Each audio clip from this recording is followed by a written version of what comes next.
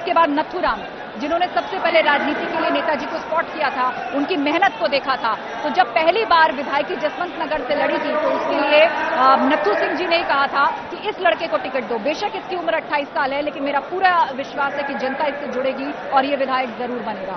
तो जब वो राजनीति से जा रहे थे तो उन्होंने मुलायम सिंह यादव के लिए उनके नाम को आगे रखा और हुआ भी वही जैसा उन्होंने कहा था कि ये लड़का जरूर विधायक बनेगा। 28 साल की उम्र में जसवंत नगर इटावा की विधानसभा सीट से नेताजी ने चुनाव लड़ा और राजनीति में औपचारिक प्रवेश किया।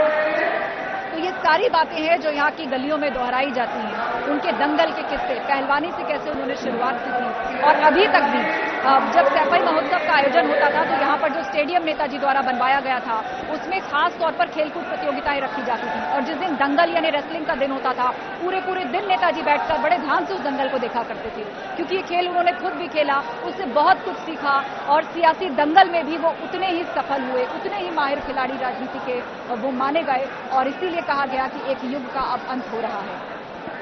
तो आज वही मंच जहां से उन्होंने कभी इटावा या यूपी के लिए अपने विजन को सामने रखा होगा, और आज वही मंच जिस पर लिखा है श्रद्धेय नेताजी 22 नवंबर 1939 से लेकर 10 अक्टूबर 2022, वो दिन जिस दिन उन्होंने अंतिम श्वास ली 82 साल की उम्र में।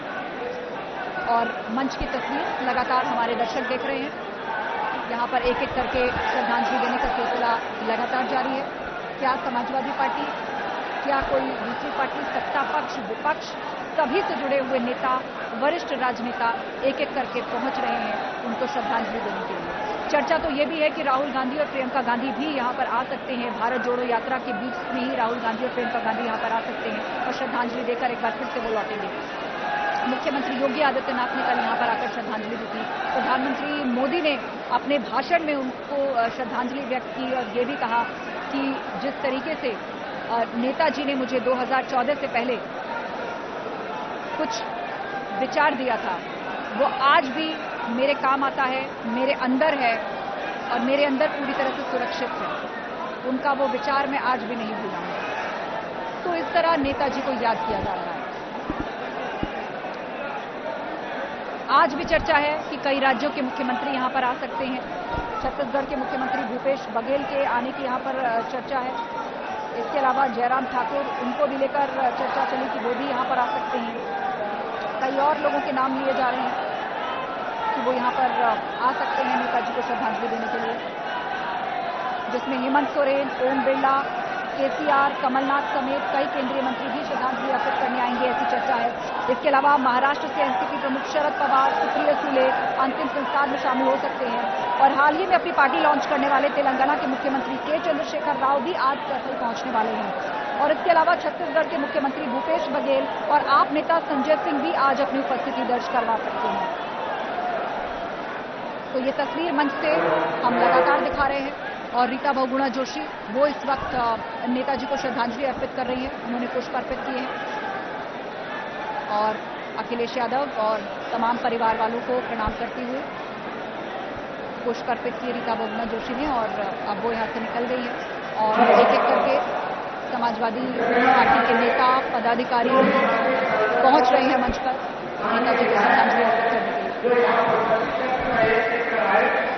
और मंच के दूसरी इन्होंने जो संघर्ष किया वो आज की पार्टियां नहीं करती हैं उस तरीके से।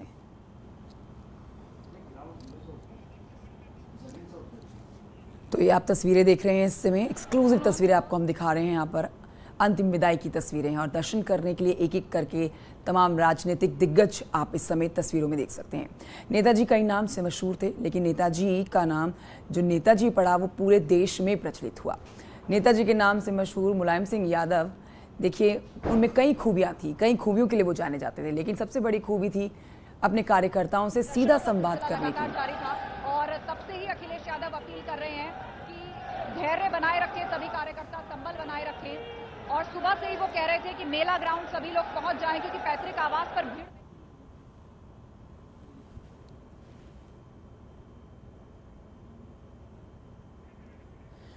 तस्वीरें आपको दिखा रहे हैं हम सफाई से सीधी तस्वीरें आप तक पहुंचा रहे हैं। नेताजी की आखिरी सफर की तस्वीरें आप देख रहे हैं।